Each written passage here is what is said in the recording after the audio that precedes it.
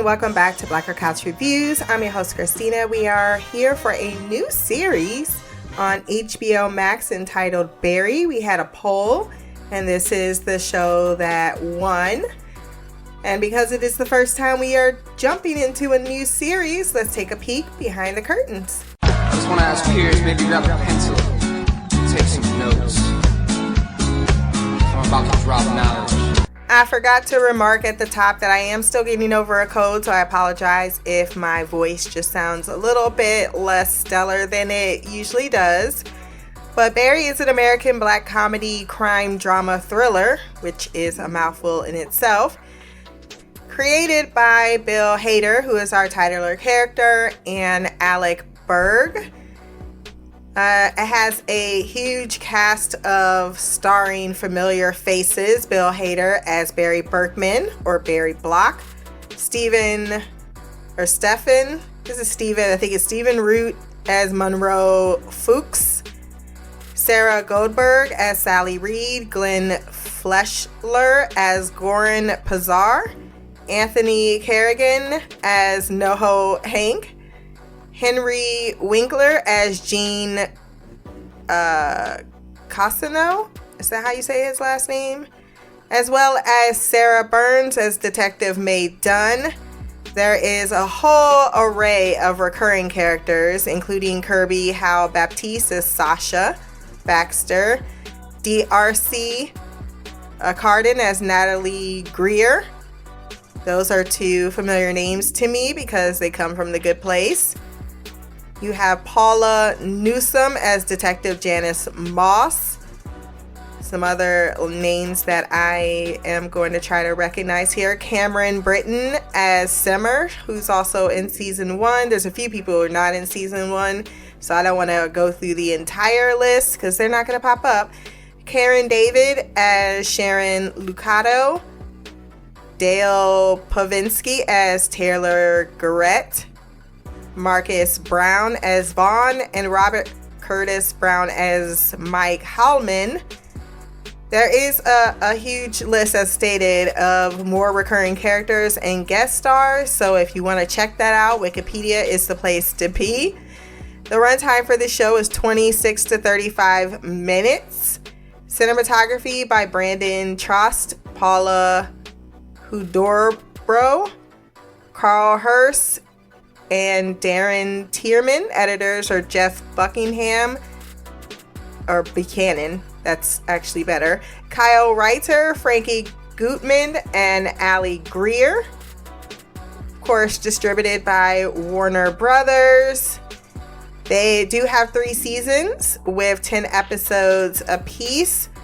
It looks like it has a whole array of awards, been nominated for some Oscars. And there we go. It has been renewed for an 8-episode 4th season. So I am excited to finally jump into this. And now that we've given credit where credit's due, let's jump into the episode. Yeah, it's a party, it's a party, it's a party. Yeah, it's a party, it's a party, it's a party. What is the premise of this show?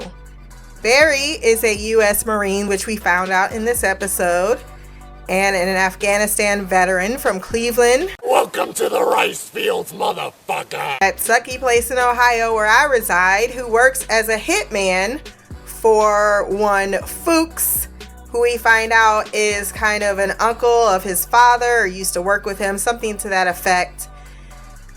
He is very depressed, and going in this state of depression, he discovers that he wants to find some new purpose in his life, and he does on his current assignment. So that is the premise of this show. I think it's a very interesting concept to work with.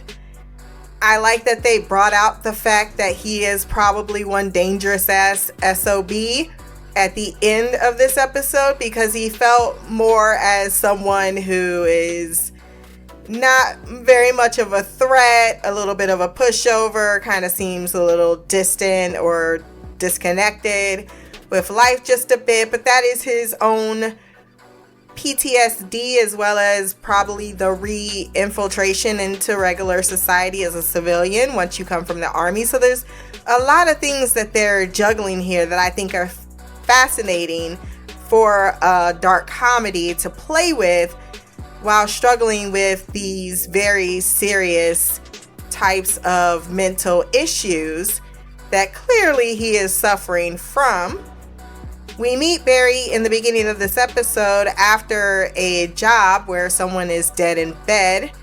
What was he doing in that bathroom? Taking a shit is my guess, because the fan was going. He goes back home. That dude knew exactly what he was doing when he opened the window because he was snoring, and I don't even blame him. You can tell this wasn't filmed during COVID because people are right next to each other with no mask on. And once he gets home, it's to his very depressing one-bedroom apartment. And he's woken up in the middle of the night, it would seem, by his boss as well as his sorta uncle. I'm still not completely sure on that. But his name is Monroe Fucks, but he pronounces it Fuchs. I say Fucks because it's funnier. And he asked a very important question. How long have you been watching me sleep? Wake up! Wake up! Grab brush and put a little makeup! I just have to fade away the shake up! Why'd you leave the keys up on the table? Here you go, create another fable! You wanted to! Grab a brush! My other question following up would be, how the hell did you get in here, sir? And he says, look, I have another job for him. He mentions the fact that it took him 2 days to do a job because he was vacationing. Even though he killed him immediately in bed, it wasn't even a hard job at that. And he says, look, I want to send you to Los Angeles. He tries to make it feel like it's a vacation, but it's not a vacation. And he says, look, there's the Chechen? One of those words. The mob, they have Chechens in here. The mob wants him to take out this guy named Ryan. Well, a personal matter is what they tell him. So he goes down there. He's kind of mad that he is cheap, that they're supposed to be making all this good money, even though I have a feeling that Monroe is definitely taking more from the cut than Barry should be okay with. Oh, by the way, as I'm just jumping into the episode, Chapter 1, Make Your Mark, was written by Alec Berg and Bill Hader and directed by Bill Hader. So there you go. And if I have to give this one a score, because it is a premiere episode, so I know they usually have a lot of legwork to do to get you invested, I would say 8.5 out of 10. I think it did set up all of the pieces that needed to be set up, and I do expect it to get a lot funnier because these are very, very colorful characters. So now that that's out of the way, we can continue on with the story arc. And yeah, Monroe is definitely pocketing the money and making him drive, making him go through coach. Doesn't even rent him a very nice vehicle, something flashy, which you wouldn't even want to be as a hitman. And he goes to the Chechen's house where he meets... I hope he's not dead, because he was one of my favorite introductions in this episode. NoHo Hank. I liked him from the moment he said, would you like something to eat? I can make you a submarine sandwich. It's like we got juice boxes, Hawaiian punch, all the American things. And that his boss Goran, his daughter, has friends over. They go outside. And it turns out that his wife, Oksana, is having sex with her personal trainer, which is Ryan. So he wants this guy taken care of. Now, Barry has been under the impression that he takes out bad guys, which is something that I feel if his brain was functioning the way it should normally be functioning, like with any bit of sense, it would tell him that he is not Dexter and this is not a television show and he's not a contract killer to take out just bad people while bad people make the contract kills. That just makes no fucking sense. I mean, it's just bullshit. Fuck. Oh my. well, set him up. You know what I mean. So he's told by Monroe to spice it up. I don't want to call him Fuchs all the time because it's just annoying. To spice it up, tell him about that time you killed a guy by stabbing him in the nuts. So he brings it up, and the two are not impressed. Like, why don't you just shoot him? It'd be good if you just shoot him. I think he's going to shoot him. So he goes and follows Ryan, who leads him to a drama class where he meets Sally Reed, who is in the middle of her lines and very angry that he seemed to have messed her up.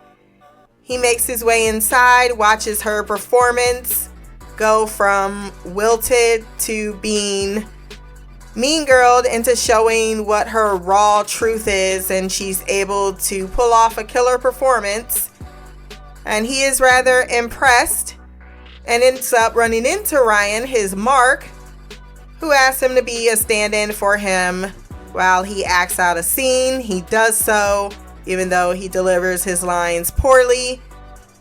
But Ryan does a really good job. He's given a standing ovation, but he's given a round of applause, and he didn't even need to be mean girled into it. And after that, he sees Sally outside, and she says, because he asks, like, who are you? Gene asks. And he's like, I'm just a stand-in. And he's like, well, if you're going to come back, you need to have a monologue ready. They are all excited about him and his monologue. They think he's going to join the class. He tries to say, no, I'm not an actor. But he gets pulled into going out with them. This was a funny scene just because of my two girls. They were the funniest part of said scene. When she's like, I have a job. I do that. Like, she just kept saying things on the side. I don't even know her name. But I loved her. We saw her get coffee for Jean. I want more of her automatically already. And then having Baptiste there as well. I thought that was great. At first I didn't recognize her, and then it took me. I was like, oh, that's why I keep thinking, like, I know this face. She's about to be in Sandman. And I'm looking forward to her being in Sandman playing Death itself. That's going to be exciting. But thus far, it seems like she has a little bit of a small part to play. But I don't know why that was the standout scene of the episode for me, was them two quietly in the background being the backup performers for one Sally. Sally has charmed Barry off his socks by apologizing for her bitch attitude, then inviting him out, and then just going on and on and on about acting and all the things that she can do to assist him and help with his monologue. And apparently, despite it being theater, it's all based on movies. I think that's a very good double entendre. That's not the right word I was looking for. That is totally not a double entendre. Damn it. But it is a good commentary, ironic commentary. That is the theater that has now become the movies, and it was before. So is the theater came before the movies, and now for theater to stay current, they often take movies like The Lion King or a huge shit ton of other stuff. I don't know. I'm not a theater nut. I know. So many people are just dragging me right now. And it's okay, because it's not that I hate it. It's not that I wouldn't go to a show and enjoy it. It's just not something. I don't love musicals. I've never loved musicals. If you made me sit through a 3-hour or 2-hour performance, I could do like maybe 40 minutes. But it's just, I'm not a huge musical fan. I've rarely sat through, I think the only one is Phantom of the Opera, because I love that fucking musical. But that is the very rare occasion that I have sat through an entire play that is also a musical. And yes, I do know plays are not always musicals, but there usually are musical numbers involved. I remember the only one I was going to be tempted to see was the one in New York starring Zawe and Tom Hiddleston and I believe Charlie Cox. I had so many intentions of going there because I was going to steal Tom Hiddleston, and look at what happened. Zawe got him. And I wish them all the best, but I'm still saltine because I feel like I missed my chance. But alas, back to this episode, he gives her the look of I'm straight up sprung when she's dancing on the dance floor, and giving him the look like, I know you looking at me. I could already see that she is definitely not, like, of course he's gonna feel himself drawn to her, but he is very much someone who requires direction.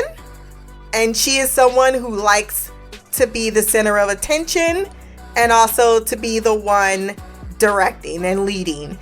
So this should be interesting because she already came over, give him that small little kiss. Oh, by the way, he has 7 DUIs. Can you take him home? Ryan tells him that his name should be Barry Block because that's a stage name. And then he ends up driving him home. And in the car, he gives him Gene's book. He says, come by, I'll help you do your read. You were so cool and selfless as an actor, and let me do my thing during my read. And he actually ends up liking Ryan. But unfortunately, NoHo Hank and his associate watches them have a hug. Here's a question. If you're going to send Barry to kill the guy, then why are you there watching? If you could just successfully, which it seems as if you could, take care of it, or if you're going to bring someone in to take care of it, why don't you let them do it? It just felt like it was way too soon for them to be watching. Like, I can understand after the first night. But then it gets even weirder because he ends up going home. He gets a call from Monroe, who's outside in his backyard. And he does hear him out, like, okay, so you're excited, you need purpose. You felt that you had purpose coming back from Afghanistan to do this hitman thing. That's what we're doing. However, you know, the whole point of your job is to not be recognized. And if you decide to be an actor, you're going to be recognized. He even had tried to think it out, like, I'll just do, you know, nighttime jobs. I'll do night hits. And I could do my acting during the day. And he's like, these guys think I have talent, and all he needs is just a little bit of encouragement and support, people clapping, not even for him. And he's invested, which again speaks to a lot more going on behind the scenes, behind the eyes. So Fuchs, he tries the more sensible route of, look, if you don't take care of this, they're going to take care of us. These are not the people that we want to double cross. So I need you to take care of the job. Do you understand? And he does. And he's not really a dick about it. He's just like, these are the facts. I'm going to hear you out, but these are still the facts. So the next day he decides to follow them to the acting club, but he decides not to join. He is about to follow Ryan and complete the job. However, he has a talk with Gene. Gene tells him, look, you are dog shit. You have no talent.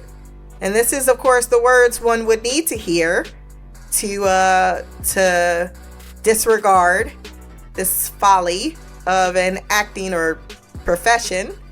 Except he decides to go into his truth, which is the fact that ever since he came back from the war, he's been lacking any reason to keep going on. He's depressed. And his friend gave him a job. He's like, I kill good people, so there's that. I don't have any complaints. I'm getting paid well. But now I've lost that passion, and I want to regain that passion once again. And he's about to say goodnight, but he's like, where's that from? It's a shit story, but you know, there might be something to work with here. And that's all the encouragement he needs to say that he will take his acting class. But I'm pretty sure that Gene is more concerned about the money, because he asked him about 3 times, can you pay up front, and is it going to be in cash? Give me your fucking money!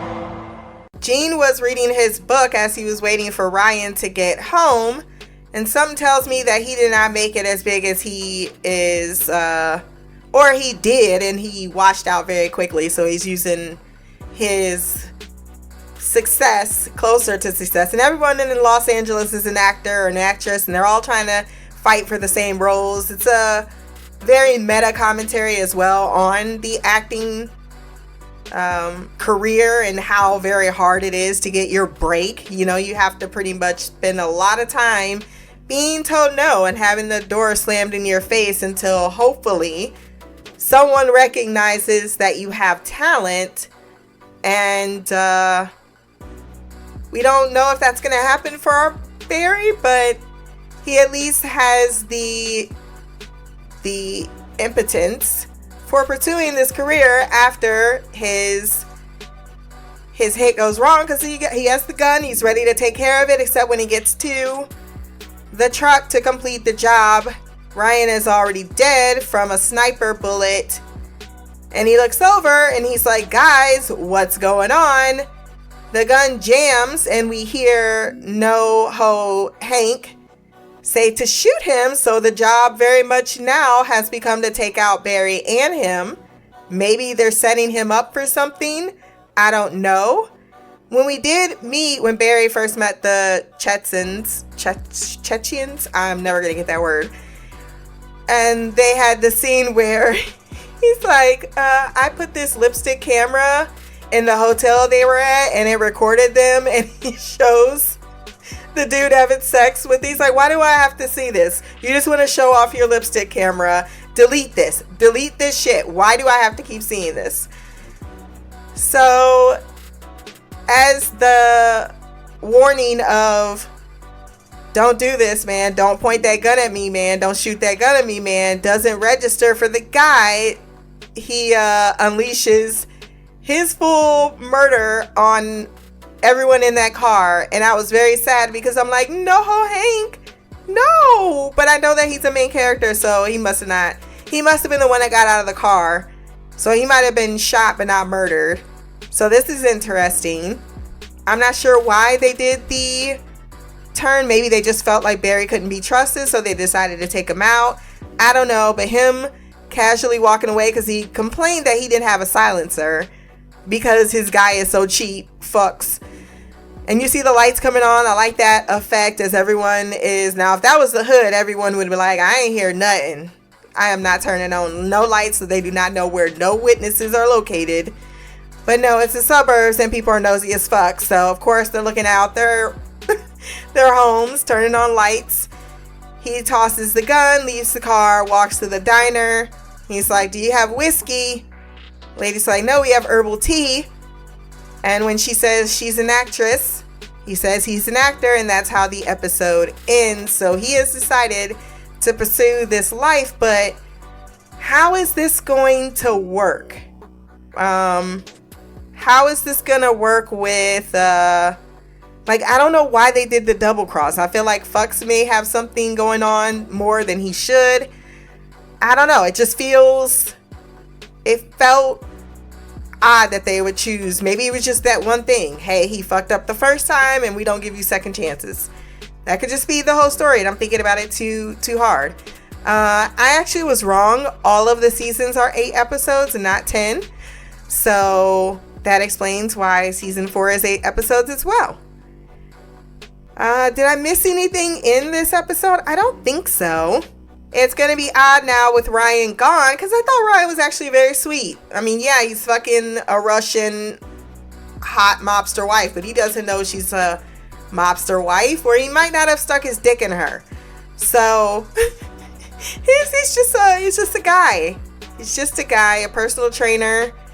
He got his personal rocks off, and unfortunately he died because of it.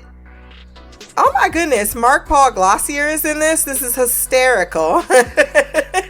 I can't wait for that moment.